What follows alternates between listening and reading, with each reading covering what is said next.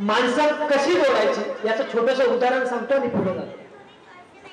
खर तर एक 4-5 वर्षाचा लहान मुलगा आहे आणि रविवारचा सुट्टीचा दिवस आणि तो लहान मुलगा आपल्या वडिलांसोबत त्या घरामध्ये खेळतोय. 5-6 वर्षांची पोरं असणार. लहान मुलं तुमच्या आमच्या घरामध्ये आहेत. मुलं किती हट्टी असतात तुम्हाला सगळ्यांना माहिती आहे. पण वडील सरकारी नोकर असल्यामुळे ते सुट्टीच्या दिवशीही काम करत होते आणि ते काम करत असताना तो बारका पोरगा सारखा जाऊन त्या आपल्या बापाला विक्षेप आणत होता.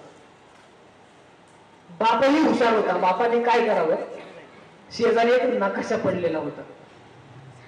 बापानं तो नकाशा घेतला आणि टाळ फाडत जो नकाशाचा कागद होता त्याच्या चिंध्या केल्या आणि त्या पोराला कुठेतरी कामामध्ये गुंतवायचं म्हणून बापाने काय केलं, त्या पोराला सांगितलं. पोरगा सारखंच म्हणायचं बापाला की पप्पा माझ्या बरोबर खेळा, पण बाप काय खेळायला तयार नव्हता. बापाने पोराला सांगितलं की हा घे, ह्याच्यामध्ये एक आहे नकाशा, ह्या नकाशाच्या मी आता सगळे तुकडे केले. हा जर नकाशा तू जोडला तर मी माझं सगळं काम बाजूला सारणार, तुझ्या बरोबर खेळायला येणार. लहान मुलं किती हट्टी असतात. जसं बापाने हातामध्ये ते कागदाच्या चिठ्ठ्या ठेवल्या तसा तो पोराने घेतला, आतल्या खोलीमध्ये गेला आणि जाऊन बसला. आता बापाला वाटलं एवढीस पोरग आहे, 2-3 तास तर काय पोरगा येणार नाही, तोपर्यंत पटकन मी माझं काम उरकतो आणि मी पोराबरोबर खेळायला मोकळा.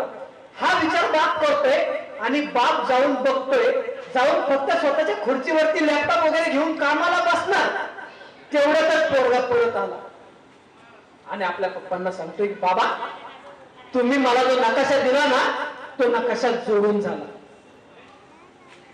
बापाला प्रश्न पडला, अरे जे उभ्या आयुष्यात मला एवढ्या वर्षाचं आयुष्य असताना जे मला उभ्या आयुष्यात जमलं नाही ते माझ्या पोराला काही मिनिटांमध्ये करून टाकावं, नेमकं असं केलं तरी काय?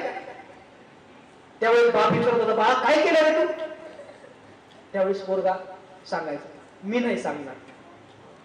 बाप म्हणायचा, अरे बाळा सांगणार आहे काय केलं तू? पोरगा म्हणायचं, मी सांगतो पण तुम्हाला सगळं काही सोडून माझ्या बरोबर खेळावं लागेल. बाप म्हटला, बाबा मी ते पण करतो पण लवकर सांग काय केलं.